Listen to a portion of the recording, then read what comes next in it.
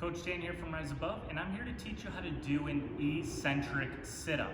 So this movement isn't overly complicated. You're actually going to start in the top of a sit-up position, meaning that you're going to have the chest towards the knees.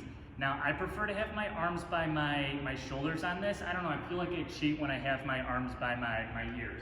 But basically what we're doing is we're focusing on the way down of our sit-up, as opposed to the way up.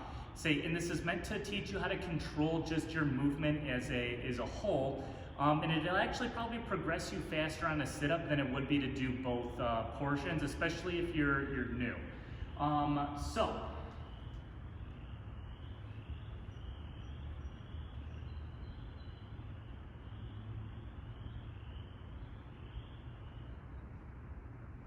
Coach Dan here from Rise Above, and I'm here to teach you how to do an eccentric sit-up.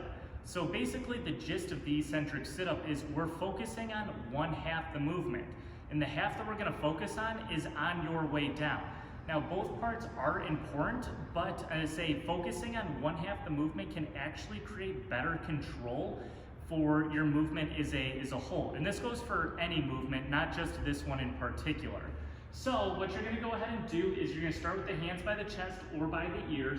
It doesn't super duper matter. I prefer hands on the chest as opposed to by the ears. It's a comfortability thing.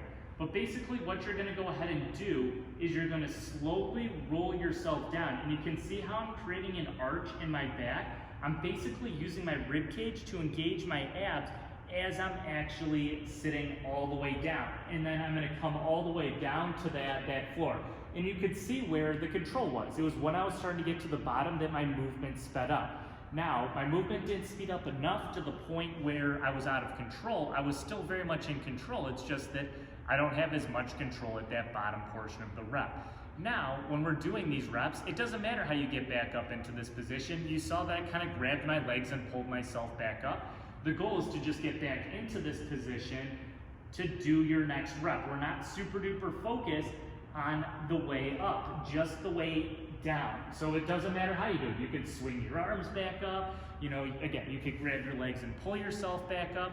That portion of the rep doesn't matter right now. It will matter down the road when you're doing a full sit-up, but again, it's one of those that, one more time, I'm going to say, rolling it down nice and slow, in control through my whole movement, making sure my abs are staying engaged until I get all the way down to the bottom position, where I then release it and then I pull myself back up.